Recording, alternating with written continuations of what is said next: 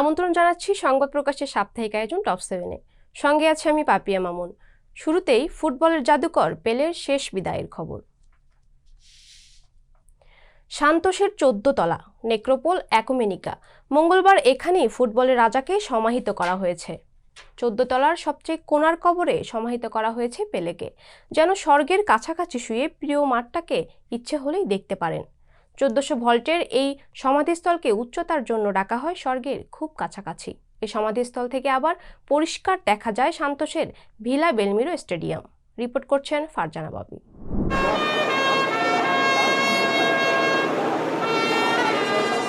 যেতে নাহি দিব হায়, তবু যেতে দিতে হয়, তবু চলে যায়। কবিগুরু রবীন্দ্রনাথ ঠাকুর নিষ্ঠুরে সত্য উপলব্ধি করেছিলেন অনেক আগেই। কেউই চায় না প্রিয় কারোর সাথে মায়ার বাঁধন ছিন্ন করতে, তবুও আমাদের ছেড়ে যেতে হয়, অথবা প্রিয় মানুষ আমাদের ছেড়ে যায়।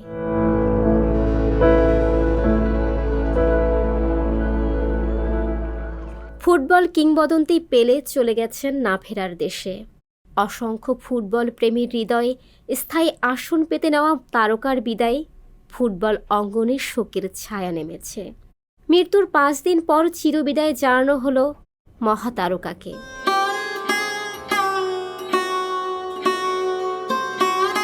সান্তোসের সবচেয়ে বড় সিমেট্রি নেক্রোপোল অ্যাকুমেনিকায় প্রিয় মাঠের পাশেই চিরঘুমে শায়িত হলেন ফুটবল কিংবদন্তি পেলে।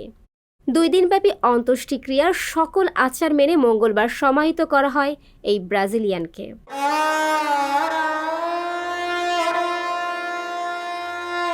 এই সমাধিস্থল 14 তলা হওয়ায় এটাকে বলা হয় স্বর্গের খুব কাছাকাছি। 9ম তলায় একেবারে কোণার জায়গাটা নির্ধারণ করা হয়েছে পেলের জন্য। এই সমাধিস্থল থেকে আবার পরিষ্কার দেখা যায় সান্তোসের ভিলা বেলমিরো স্টেডিয়াম। স্বর্গের খুব কাছাকাছি শুয়ে পেলে নিজের প্রিয় মাঠ দেখবেন বলেই বিশ্বাস তার ভক্ত ও সমর্থকদের।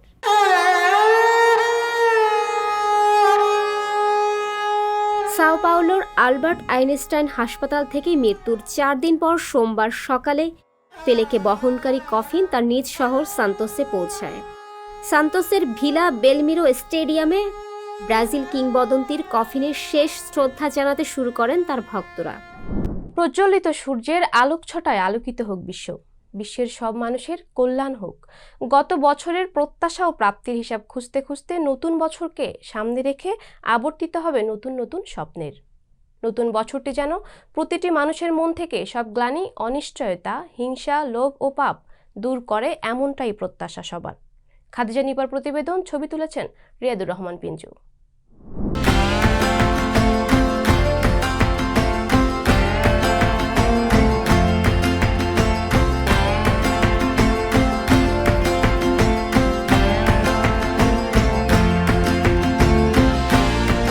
নতুন বছর সবার জীবনে সুখ স্বাচ্ছন্দ্য যাতে বয়ে নিয়ে আসে। আর আমি তো কেবল ভার্সিটির প্রথম বর্ষে আছি, আমি চাচ্ছি যাতে আমার পরবর্তী বছরগুলো আরও সুন্দর কাটুক, আর সামনের বছরটা যাতে আমি নিজেকে ঢেলে সাজাতে পারি, এটাই। নতুন বছরটা এমনভাবে হোক কোনো কারোর জন্য কোনো প্রবলেম নিয়ে না আসে, অথবা আবার কি বলবো, মানে সবাই ভালো থাকুক, এইটাই চাই। সুন্দর আরো আধুনিক ডিজিটাল হোক, দেশটা আরো সুন্দর হোক, যেরকম আছে এর থেকে আরো উন্নত হোক। আর প্রধানমন্ত্রীকে অনেক ধন্যবাদ যে আমাদের দেশটা খুব মানে উন্নত করেছে, এটাই চাই আরো উন্নত করুক, এটাই চাই আমরা। নতুন বছরটা তো ভালো চাই, সুন্দর হোক আগের চেয়ে মানে আমাদের রাজনৈতিক অবস্থা, দেশের সার্বিক অবস্থা সব কিছুই আরও সুন্দর হোক, এটাই প্রত্যাশা রাখি। আমার সবচেয়ে বড় প্রত্যাশা হলো এবছরের জন্য আমি আমার মেয়ের জন্য একটা সুন্দর জামাই পাই। এতদিন তো কিছু দিতে পারিনি, স্টুডেন্ট ছিলাম বা স্টুডেন্ট আছি, ফিউচারটা যাতে আরও ভালো হয়, আব্বু আমাকে হ্যাপি রাখতে চাই, এটাই। নতুন বছরটা চাই যে আমার জন্য, ইভেন সব মানুষের জন্যই শান্তি বয়ে নিয়ে আসুক, সবাই খুশি থাকুক, দেশে শান্তি বিরাজ করুক, যাদের অনেক অভাব অনটনে আছে তাদের অভাবটা দূর হোক, কিছুটা ঘুচাক, এইটাই চাই আর কি। চারপাশে সবাইকে নিয়ে যাতে ভালো থাকতে পারি, সেটা সবার আগে। যদি আমি আমার চারপাশে সবাইকে নিয়ে ভালো থাকি, তাহলে আমি নিজেও ভালো থাকবো। সবার মধ্যে যেন একটা অশান্তি বিরাজ না করে, বা হচ্ছিল আমাদের যে অস্থিরতা, একটা অস্থির পরিবেশ সৃষ্টি হয়, বিশেষ করে সেই অস্থির পরিবেশ যাতে সৃষ্টি না হয়, আমরা যাতে সবাই সবার মধ্যে সম্প্রীতি বোধটা বজায় রাখতে পারি। একটি সম্ভাবনার গল্প। পরিত্যক্ত পলিথিন পুড়িয়ে জ্বালানি তেল উৎপাদন করছেন যশোরের শার্শা উপজেলার নিজামপুর ইউনিয়নের বড় বসন্তপুর গ্রামের শেখ আবু তাহের আলী। এই পদ্ধতিতে উৎপন্ন হচ্ছে ডিজেল, পেট্রোল, অকটেন ও গ্যাস। তার এই কাজকে সাধুবাদ জানিয়ে পরিবেশ ও প্রকৃতি রক্ষায় বড় ভূমিকা রাখবে বলে মনে করছেন স্থানীয়রা। এই তেল ও গ্যাস উৎপাদন কেন্দ্র দেখতে প্রতিদিন ভিড় করছেন অনেক মানুষ। যশোর প্রতিনিধি নয়ন হোসেনের পাঠানো তথ্য ও ছবিতে রিপোর্ট করছেন সানজিদা শম্পা।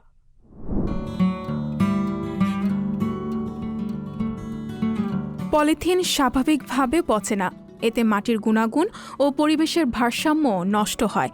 পরিত্যক্ত পলিথিন কোনো কাজে না লাগলেও এসব গলিয়ে জ্বালানি তেল তৈরি করছেন যশোরের শার্শা উপজেলার বড় বসন্তপুর গ্রামের শেখ আবু হাতের আলী। পলিথিন দিয়ে একটাই ডিজেল, তারপরেরটাই পেট্রোল, তারপরেরটাই অকটেন, তা ওখানে আমি রাখতে পারছি না, খরচের জন্য আমি কিছু ভালো করতে পারিনি।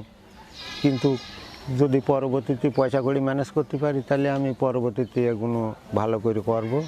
নিজের কোনো শিক্ষাগত যোগ্যতা না থাকলেও মেধা ও ইচ্ছে শক্তির মাধ্যমে মোবাইলে ভিডিও দেখে দেখে ডিজেল, পেট্রোল ও গ্যাস বানানো শিখেছেন তিনি। পলিথিন পুড়িয়ে পেট্রোল এবং ডিজেল ও গ্যাস উৎপাদন। আসলে এই যে পলিথিনটা হচ্ছে তো আপনার এমনি তো আমরা ফেলাই দিই, কিন্তু এই যে হঠাৎ করে উদ্যোগ নেওয়া একটা মুরব্বী মানুষ, যেটা আমরা যুবক মানুষ হয়েও সেটা পারিনি। ফেলে দেওয়া যে বজ্রটা নিয়ে, পলিথিনটা নিয়ে এখানে জ্বালিয়ে পেট্রোল বা কিছু জিনিস তৈরি হচ্ছে, আসলে আমাদের একটা বিরাট একটা পাওয়া, একটা সাফল্যের একটা বিষয়। সরজমিনে দেখা যায় বসতবাড়ির সামনেই পরিত্যক্ত স্থানে একটি লোহার ড্রামের সঙ্গে কয়েক স্তরে পাইপের মাধ্যমে 3টি সিলিন্ডারে সংযোগ দেওয়া হয়েছে, সঙ্গে যুক্ত করা 3টি হিট মিটার। এরপর ড্রাম ভর্তি পলিথিন দিয়ে ড্রামের মুখ বন্ধ করে নিচে আগুন জ্বালিয়ে তা গলানো হচ্ছে। এরপর 40 থেকে 50 মিনিট ধরে উচ্চ তাপ প্রয়োগের পর পলিথিন তরল রূপ নিলে পাইপের মাধ্যমে বাষ্পীভূত হয়ে স্তরে স্তরে সিলিন্ডারে জমছে ডিজেল, পেট্রোল এবং পাইপের মাধ্যমে আসছে গ্যাস, যা আবার ওই পলিথিন পোড়ানোর কাজে ব্যবহৃত হচ্ছে। একটি অন্যরকম খবর। বছরের প্রথম দিনটি ছিল সৃজনশীল প্রকাশনা সংস্থা দু প্রতিষ্ঠানটির প্রতিষ্ঠাবার্ষিকী। এক এক করে 7টি বছর পার করেছে দু। যোগ হয়েছে অনেক লেখক, পাঠক, শুভাকাঙ্ক্ষীর সৃষ্টিকর্ম আর ভালোবাসা। সৃজনশীল মানুষ গঠনের জন্য শিশু কিশোর সাহিত্যকে বিশেষ গুরুত্ব দিয়ে থাকে দু প্রকাশন। এবার প্রতিষ্ঠাবার্ষিকী উদযাপনে তারই ছাপ পাওয়া গেছে। খাদিজা নিপার প্রতিবেদন, ছবি তুলেছেন রিয়াদুর রহমান পিঞ্জু। 7 বছর পূর্তি উপলক্ষে আমরা আমাদের লেখক এবং আমাদের খুদে পাঠক, অর্থাৎ যে পাঠকরা নবীন পাঠক, তাদেরকে নিয়ে আজকের মূল অনুষ্ঠানটা আমরা যে করতে যাচ্ছি। আজকের অনুষ্ঠানটা একটু ব্যতিক্রম এই অর্থে যে আজকে বিশেষ কোনো আলোচক নেই।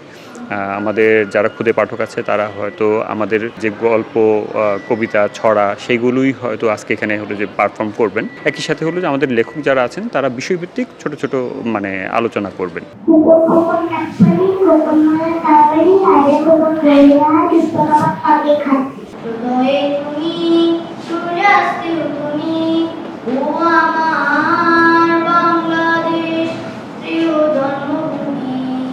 পরিবেশ এবং পরিস্থিতি এখন কতটুকু আছে সেটা এখনকার শিশুরা যেমন বুঝতে পারবে, আমরা প্রবীণরাও কিন্তু সেই পরিস্থিতি সম্পর্কে আমাদের উপলব্ধি শান্ত করা প্রয়োজন।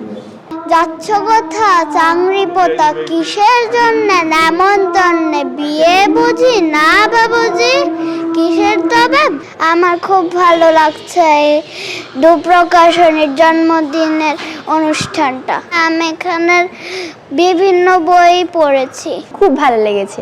এখানে সবাই অনেক আলোচনা করছে, কথা বলছে, আমার সেগুলো ভালো লাগছে। আবার ছোট ছোট ছেলেমেয়েরা গান গাচ্ছে, কবিতা বলছে, ছবি আঁকছে, ওগুলোও খুব ভালো লাগছে।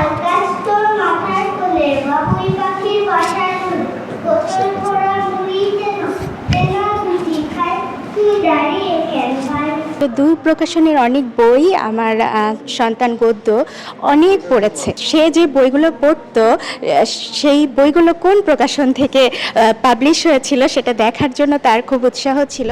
খেলার খবর। ক্রিস্টিয়ানো রোনালদোর নতুন ঠিকানা সৌদি আরবের ক্লাব আল নাসের। মধ্যপ্রাচ্যের এই ক্লাবে পর্তুগিজ মহাতারকা নাম লেখানোয় ক্লাবটিকে নিয়ে ভক্তদের আগ্রহ ও কৌতূহলও বেড়েছে। আন্তর্জাতিক গোল সংখ্যায়ও সবার উপরে রোনালদো। 196 ম্যাচে 118 গোল আছে তার। তবে গেল কয়েকটা বছরে সব হিসেব উল্টে গেছে আন্তর্জাতিক ও চ্যাম্পিয়ন্স লিগ টপ স্কোরারের। সৌরভ কুমার দাসের তথ্য ও ছবিতে রিপোর্ট করছেন ফারজানা ববি। ক্যারিয়ারের পরন্ত বেলায় ইউরোপ ছেড়ে এশিয়ার দেশ সৌদি আরবের ক্লাব আল নাসরে যোগ দিয়েছেন পর্তুগাল সুপারস্টার ক্রিস্টিয়ানো রোনালদো। শুধু খেলোয়াড় নয়, সৌদি ফুটবল শুভেচ্ছা দূত হিসেবেও কাজ করার কথা রয়েছে তার।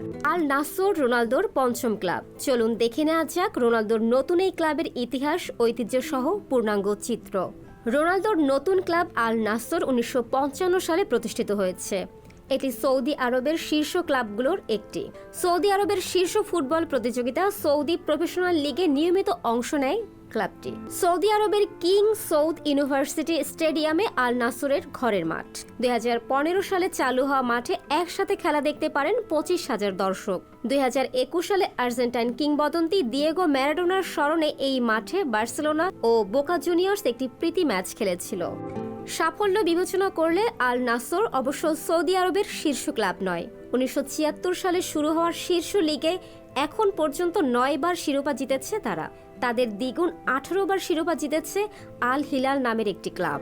সর্বশেষ 2018-19 মৌসুমে চ্যাম্পিয়ন হওয়া আল নাসর চলতি মৌসুমে 10 ম্যাচে 7 জয় নিয়ে 16 দলের মধ্যে পয়েন্ট টেবিলে দ্বিতীয় স্থানে আছে।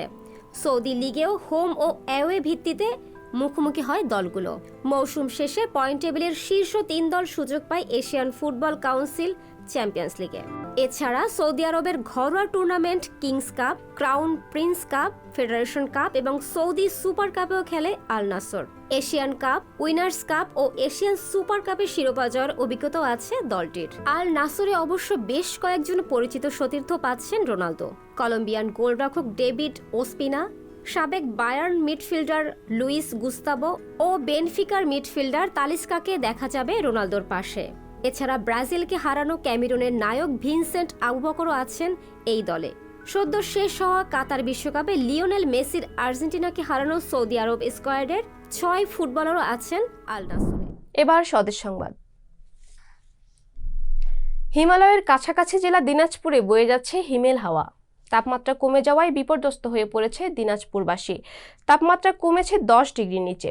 এদিকে আবহাওয়া সংশ্লিষ্টরা বলছেন জানুয়ারি মাসে বৃষ্টিপাতের সম্ভাবনা না থাকলেও রয়েছে মৃদু থেকে মাঝারি শৈত্যপ্রবাহের সম্ভাবনা। বিজন কুমার দাসের তথ্য ও ছবিতে রিপোর্ট করেছেন পাপিয়া মামুন। হিমবাহের কাছাকাছি জেলা দিনাজপুরে শীত বেড়ে যাওয়ায় বিপর্যস্ত হয়ে পড়েছে জনজীবন। তাপমাত্রা কমে জুবুথুবু অবস্থা দিনাজপুরবাসীর। তাপমাত্রা কমেছে 10 ডিগ্রির নিচে।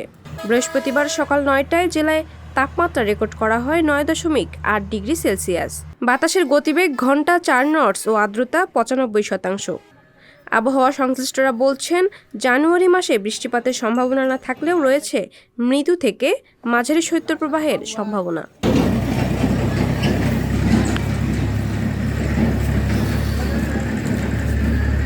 এদিকে সপ্তাহ জুড়ে বেলা বাড়ার সঙ্গে সঙ্গে কমছে তাপমাত্রা। জেলার আঞ্চলিক আবহাওয়া পর্যবেক্ষণাগার সূত্র বলছে গত 30 ডিসেম্বর সকাল 6টায় তাপমাত্রা রেকর্ড করা হয় 11.4 ডিগ্রি সেলসিয়াস। একই দিন সকাল 9টায় তাপমাত্রা রেকর্ড করা হয় 11.2 ডিগ্রি সেলসিয়াস। 3 জানুয়ারি সকাল 6টায় 13.3 ও সকাল 9টায় 13.2 ডিগ্রি এবং 4 জানুয়ারি সকাল 6টায় 11.4 ডিগ্রি ও সকাল 9টায় 12 ডিগ্রি সেলসিয়াস তাপমাত্রা রেকর্ড করা হয়। দিনাজপুরের ঠান্ডা অনেক বেশি। রাজশাহীতে সম্ভবত এত ঠান্ডা থাকে না, এখানে কুয়াশাও অনেক বেশি। আমি হাজীদানেশে ভর্তি হতে এসেছি রাজশাহী থেকে। ঠান্ডা অনেক বেশি, যারা আসবেন অবশ্যই শীতের কাপড় নিয়ে আসবেন সাথে। জেলার আঞ্চলিক আবহাওয়া পর্যবেক্ষণাগারের আবহাওয়া সহকারী আসাদুজ্জামান বলেন, দিনে 2 বার তাপমাত্রা রেকর্ড করা হয়। জানুয়ারি মাসে বৃষ্টিপাতের সম্ভাবনা তেমন নেই, তবে শৈত্যপ্রবাহের সম্ভাবনা রয়েছে। এ সময় তাপমাত্রা কমবে। এছাড়া ঘন কুয়াশার সম্ভাবনাও রয়েছে।